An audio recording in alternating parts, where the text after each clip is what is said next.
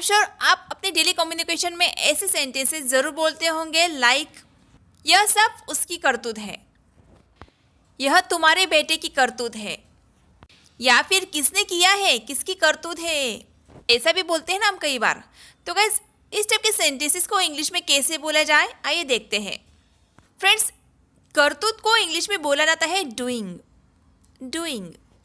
तो इस वर्ड का यूज़ करके हम सेंटेंसेस बनाते हैं। लाइक अगर आपको बोलना हो कि यह तुम्हारी करतूत है, तो ये सेंटेंस बनेगा it's your doing, it's your doing. यह किसकी करतूत है, whose doing is it, whose doing is it, यह किसकी करतूत है।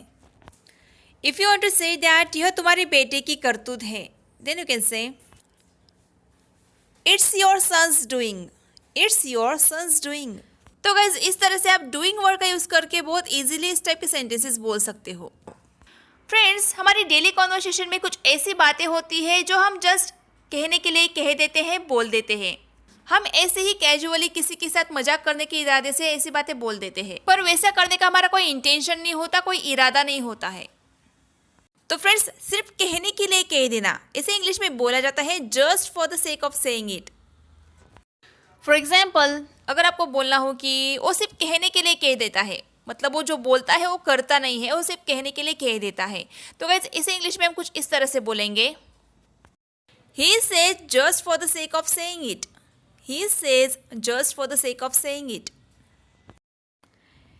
उसने सिर्फ कहने के लिए कह दिया, इसे ज़्यादा गंभीरता से मत लो।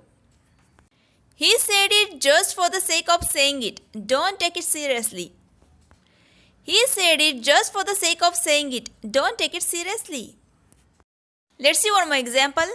तुम सिर्फ कहने के लिए कह रहे हो. You are saying it just for the sake of saying it.